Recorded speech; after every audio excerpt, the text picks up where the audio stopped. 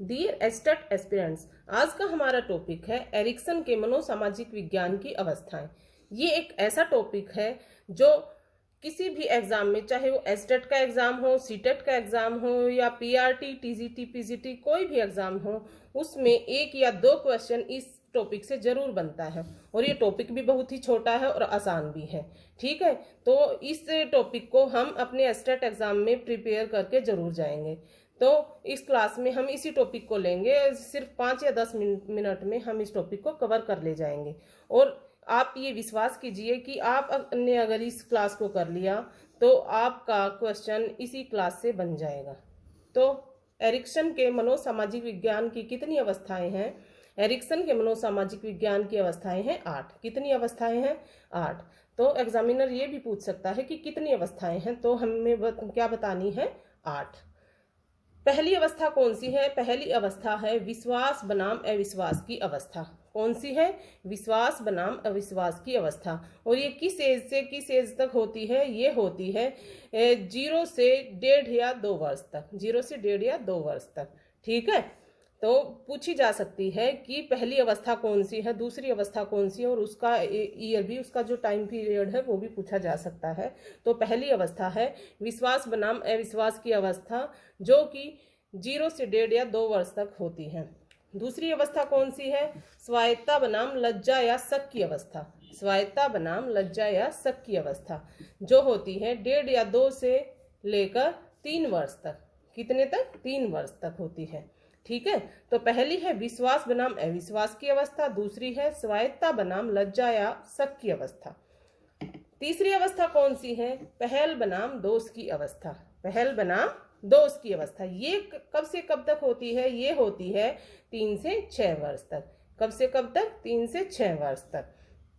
चौथी अवस्था अब हमारी आती है, वो है परिश्रम बनाम हीनता की अवस्था। कौन सी है? परिश्रम बनाम हीनता की अवस्था। अब एक क्वेश्चन बन सकता है यहाँ से कि वो कौन सी अवस्था है जिसको उत्तर बाल्य अवस्था के नाम से जाना जाता है? तो वो है परिश्रम बनाम हीनता की अवस्था। और ये कब से कब तक होती है? ये होती है 6 से 12 साल तक। 6 से 12 साल तक होती है परिश्रम बनाम हीनता की अवस्था, और इसको उत्तर बाल्यावस्था के नाम से भी जाना जाता है। पांचवी अवस्था अब हमारी आती है, वो होती है पहचान बनाम भ्रांति की अवस्था। कौन सी होती है? पहचान बनाम भ्रांति की अवस्था। पांचवी अवस्था होती है पहचान बनाम भ्रांति की अवस्था। और ये कब से कब तक होती है? ये होती है 12 से 18 वर्ष तक। कब से कब तक होती है? 12 से 18 वर्ष तक। और इस पहचान बनाम भ्रांति की अवस्था को एक और अन्य नाम से जाना जाता है। वो क्या नाम है? वो है किशोर अवस्था। कौन सी अवस्था? किशोरावस्था। ठीक है, अब हम लेते हैं अपनी 6th अवस्था जो हमारी होती है। वो कौन सी होती है? वो होती है आत्मीयता बनाम अलगाव की अवस्था। आत्मीयता बनाम अलगाव की अवस्था कब से कब तक आती है? ये आती है 18 से 35 वर्ष तक। 18 से 35 वर्ष तक। और इसको एक अन्य नाम से भी जाना जाता है, वो इसका नाम है पूर्व वयस्कावस्था। मतलब कि जब कोई वयस्क होता है तो उससे पहले की जो अवस्था होती है उसको जाना जाता है आत्मीयता बनाम अलगाव की अवस्था। 18 से 35 वर्ष। और इसमें जो वयस्क हैं वो घनिष्ठ संबंध बनाते हैं। ठीक है, इसमें जो वयस्क है वो घनिष्ठ संबंध बनाते हैं। चाहे आपकी जो आप फैमिली के आपस में कितने भी झगड़े हो जाएं, लेकिन जो वयस्क हैं वो एक दूसरे को नहीं छोड़ते, उनका आपस में घनिष्ठ संबंध होता है। ठीक है, आत्मीयता बनाम अलगाव की अवस्था। तो यहाँ पर ये पूछा जा सकता है कि पूर्व वयस्कावस्था के नाम से किस अवस्था को जाना जाता है? तो वो जाना जाता है आत्मीयता बनाम अलगाव की अवस्था। या घनिष्ठ संबंध की अवस्था कौन सी है? तो वो है आत्मीयता बनाम अलगाव की अवस्था 18 से 35 वर्ष तक। अब 7th हमारी आती है जन्नात्मकता बनाम स्थिरता की अवस्था। जन्नात्मकता बनाम जन्नात्मकता बनाम स्थिरता की अवस्था। ये कब से कब तक आती है? ये आती है 35 से 65 वर्ष तक। 35 से 65 वर्ष तक। और इसको मध्यम वयस्कावस्था के नाम से भी जाना जाता है। किससे जाना जाता है? मध्य वयस्कावस्था के नाम से भी। इसमें जो लोग होते हैं वो दूसरे लोगों की भलाई के बारे में ज़्यादा सोचते हैं। इस अवस्था में लोग दूसरे लोगों की भलाई के बारे में ज़्यादा सोचते हैं। जननात्मकता बनाम स्थिरता की अवस्था 35 से 65 वर्ष। और किस नाम से जाना जाता है? मध्य वयस्कावस्था के नाम से। अब लास्ट जो हमारी अवस्था आती है वो है संपूर्णता बनाम निराशा की अवस्था। संपूर्णता बनाम निराशा की अवस्था। कौन सी अवस्था आती है लास्ट? संपूर्णता बनाम निराशा की अवस्था। तो ये भी पूछा जा सकता है, क्वेश्चन ये भी बन सकता है कि एरिक्सन की वो कौन सी अवस्था है जिसमें इच्छाएं समाप्त हो जाती हैं या इच्छाएं पूर्ण हो जाती हैं, तो वो है संपूर्णता बनाम निराशा की अवस्था। इसको प्रौढ़ावस्था के नाम से भी जाना जाता है।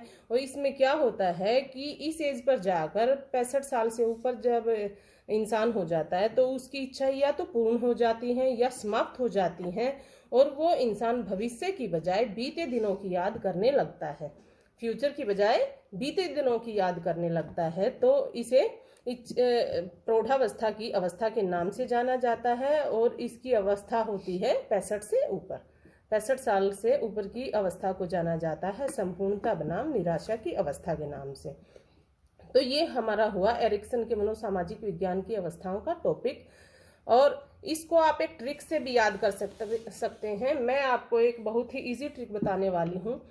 तो एक हमारी ट्रिक क्या बनेगी कि विश्वास और लज्जा के साथ पहल कर। ट्रिक लिख लीजिए आप कि विश्वास और लज्जा के साथ पहल कर। क्या बोला मैंने? विश्वास और लज्जा के साथ पहल कर, परिश्रम करके। विश्वास और लज्जा के साथ पहल कर, परिश्रम करके पहचान बनाई। क्या बनाई? पहचान बनाई। विश्वास और लज्जा से तो पहल की और फिर परिश्रम करके क्या बनाई? पहचान बनाई। विश्वास और लज्जा के साथ परिश्रम कर पहचान बनाई। और आत्मीयता और जन्नात्मकता का भाव रखते हुए। किस चीज का भाव रखते हुए? आत्मीयता और जन्नात्मकता का भाव रखते हुए क्या प्राप्त की? संपूर्णता। क्या प्राप्त की? संपूर्णता। तो हमारी ट्रिक क्या बनी कि विश्वास और लज्जा के साथ पहल कर, विश्वास और लज्जा के साथ पहल कर परिश्रम से पहचान बनाई। विश्वास और लज्जा से पहल कर परिश्रम से पहचान बनाई और आत्मीयता का तथा जन्नात्मकता का भाव रखते हुए संपूर्णता प्राप्त की।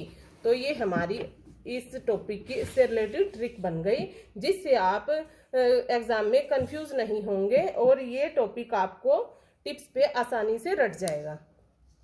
तो ऐसे ही टॉपिक्स के लिए हमारे चैनल को सब्सक्राइब जरूर करें। और हाँ, इस टॉपिक इस जो हमारी ये जो क्लास है मैक्सिमम 10 मिनट की क्लास बनी होगी, तो इसको 2-3 बार रिवाइज जरूर कीजिएगा ताकि कंफ्यूजन की कोई गुंजाइश ही ना रहे, क्योंकि इस टॉपिक से 2 क्वेश्चन तो जरूर बनने हैं एग्जाम में। ठीक है, तो मिलते हैं अपनी नेक्स्ट वीडियो में और कुछ ऐसे ही इम्पोर्टेंट टॉपिक्स के साथ। तब तक के लिए गुड बाय, थैंक यू।